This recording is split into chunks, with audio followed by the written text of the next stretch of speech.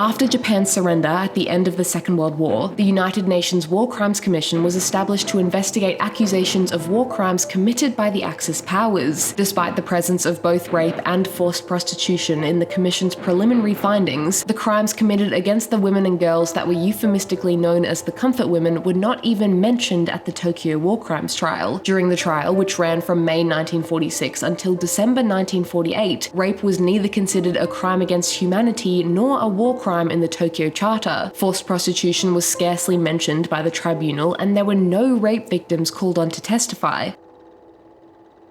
Now, it's generally believed that the US's relatively lenient denunciation of all of wartime Japan, including the complete silencing of the comfort system, was at least partly a result of Washington's desperation for capitalism to take hold somewhere in Asia, especially at a time when China, North Korea, and North Vietnam were quickly converting to communism.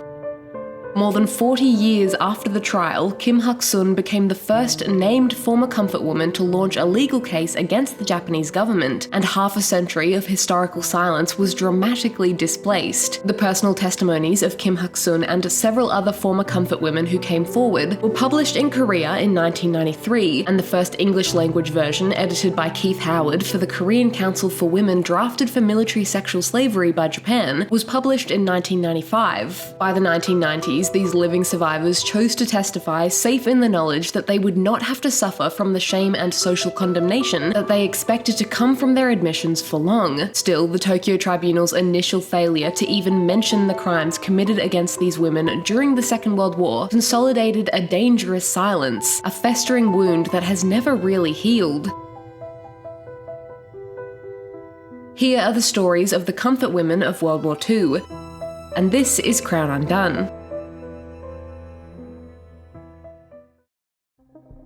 The Pacific War began years before what we now consider the beginning of World War II. Having already annexed Taiwan in 1895 and then Korea in 1910, Japan went on to conquer China's Manchuria in 1931 after a false flag operation known as the Mukden Incident, and within months, 40,000 Japanese soldiers poured into the region. In 1940, Japan invaded and claimed French Indochina. In 1941, the Japanese Empire attacked Pearl Harbor, the Philippines, Guam, Malaya, Singapore, and Hong Kong, and soon after that, Tokyo actually declared war.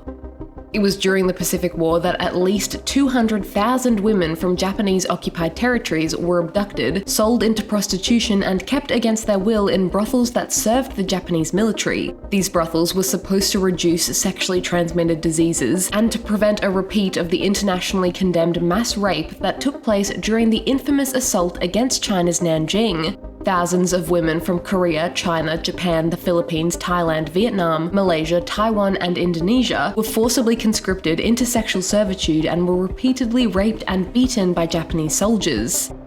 On the 14th of August, 1991, the 67-year-old Kim Hak-sun became the first former comfort woman to publicly testify against Japan's government, asserting that she had been a sex slave of the Japanese Imperial Army. Hak-sun was just 17 when she was abducted by Japanese soldiers and taken to a so-called comfort station in China. She did manage to escape several months later with the help of a Korean man who she would later marry and have 2 children with. But it was Hak-sun's testimony in 1991 that opened the floodgates for other survivors of the comfort system to come forward and tell their own stories. And by the time the true stories of the Korean comfort women was published, 19 survivors were willing to have their horrific experiences told to the world. Here are some of the testimonies from the book, and they're pretty rough, so trigger warning.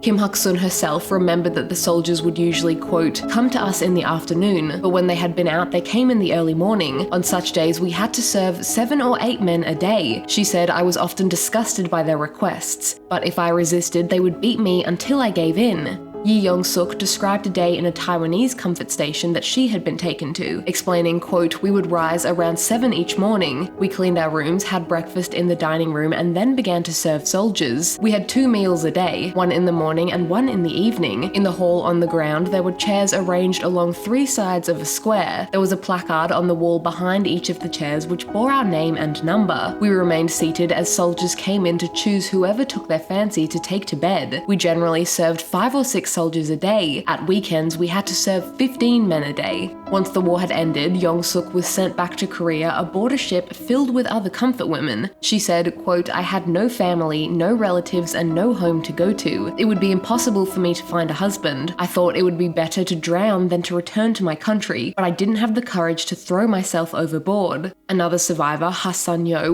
remembered being beaten after trying to escape the comfort station. She said, quote, "When my wounds had almost healed, soldiers began to come looking to have sex with me. I resisted them, so then the proprietor hit me on the head with a club. I can remember blood gushing out from the wound, but then nothing else. I blacked out." Kim Tok-chin said that, quote, "Every night we were raped. Each of us had to serve an average of 30 to 40 men each day, and we often had no time to sleep." She said, quote, "Of course Japan is to blame, but I resent the Koreans who were their instruments even more than the Japanese they worked for. I have so much to say to my own government." After the Pacific War and the Second World War ended in 1945, Japan simply denied that the comfort system had ever existed. It was only in the 1990s, around the same time that Kim Hak-sun and the other survivors were coming forward, that the Japanese government finally offered an official apology for the comfort system. Until this 1993 Kono statement, the Japanese government had repeatedly repudiated claims that suggested that the comfort women had been coerced. Instead, they argued that the comfort system had actually been completely legal and consensual sex work. While Japan stopped short of providing any kind of monetary compensation alongside its apology in 1993, it did offer medical and welfare support and so-called atonement money that was paid from a non-government fund. Since there are now few people that genuinely believe that the comfort system just didn't exist, the main point of contention among the especially conservative Japanese is whether the military itself was directly involved in organising and operating the comfort system. For example, Japan's former Prime Minister Shinzo Abe publicly said in 2007 that the military hadn't coerced these women into becoming prostitutes. In 2015 though, Abe's government signed a final and irreversible resolution with the South Korean government that included $8.5 million in reparations for South Korea's surviving comfort women. But instead of going directly to these women, the deal made it clear that the money would fund, quote, "projects for recovering the honor and dignity and healing the psychological wounds."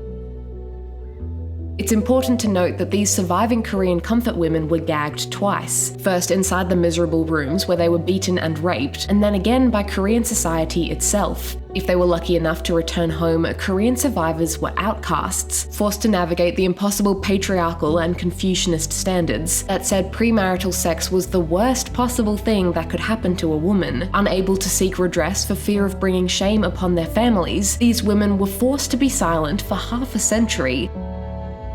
In 2021, a Reuters article revealed that just 14 of the 240 registered comfort women were still alive in South Korea, and the BBC reported that Thailand's last known survivor of the comfort system died in 2023. It's not known how many of these women are still left, but I think we need to heed their testimony.